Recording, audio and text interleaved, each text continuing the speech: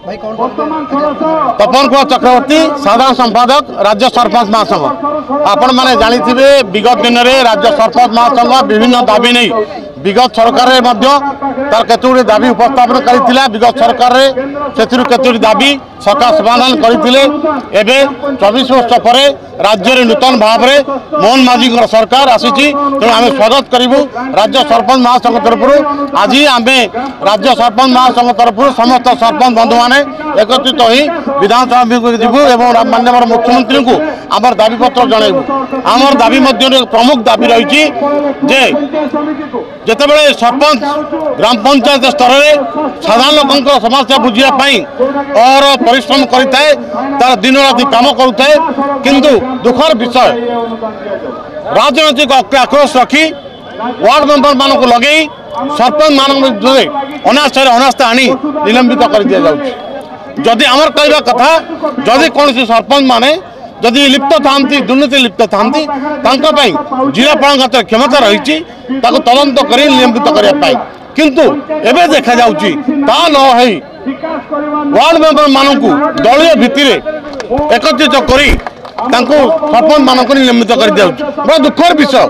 जो सरपंच टीए तार दिन राति साधारण लोक समस्या बुझापी कम कर कार्यक्रम बहुत दुख पहुंची थाए। तो आमर कहवा कथा सरकार ए विषय को गुरुत्व दे पुंखानुपुंख तदंत करी परिवर्तन आणंतु।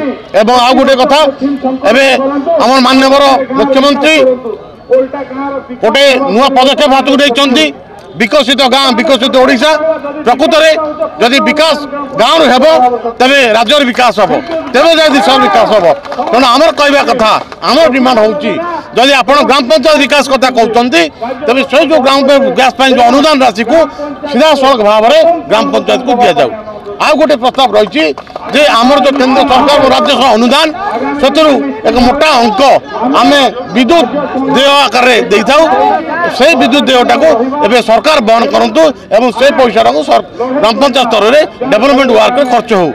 आम आउ गोटे शर्त मत रखीचु डिमांड करूँ सरकार निकट में सरपंच मान एक स्वतंत्र पांठी प्रदान कर विधायक मान स्वतंत्र पांठी दि जाऊँगी सरपंच मान को एक स्वतंत्र पांठी दि जाऊ जे कि दैव दुर्विपाक समय सरपंच माने जरूरकालीन परिस्थिति से पांठी को उपयोग करें। एमती अनेक दफा दाबी नहीं आम आज माननीय मुख्यमंत्री मोहन चरण माझी को सरपंच महासंघ तार दाबी प्रस्तावन कर निश्चित भाव में आशा करूँ सरकार गुरुत्व सह नहीं आ समस्या समाधान करने। सत्यनारायण पाणी देवगढ़ जिला सरपंच संघ सभापति तथा राज्य सरपंच महासंघ मुख्य परामर्शदाता। देखु आम विगत सरकार रे 11 दफा दाबी देलु से 2टी दाबी आम करते गोटे भत्ता करते 10,000 टंका और वीडियो मान काउंटर सिग्नेचर बंद करते कि 10,000 टंका समुद्र को संख्या तेणुक सरकार ताको अन्य प्रकार विचार करेंगे भल हिसाब से गोटे भत्ता देवे कहीं सरपंच सकाल संध्या पर्यंत खर्च कर चलती लोक सेवा करने।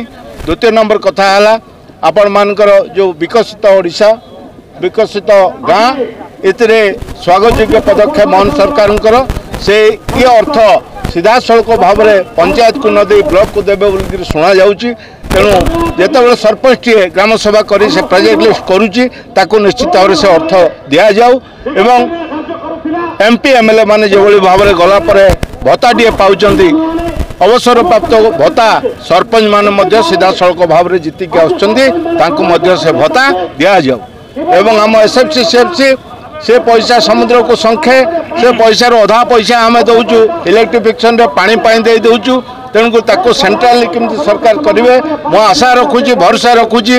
मोहन माझी निजे गोटे सरपंच आसी आज ओडिशा प्रदेश भारतीय जनता पार्टी मुख्यमंत्री तेणुक से सरपंच कष्ट जानते सरपंच दुख जानते से आशा करुच्ची विश्वास रखुची स्वागत जन से निश्चित भाव में ये कार्यक्रम पूरण करेंगे आशा रखुची।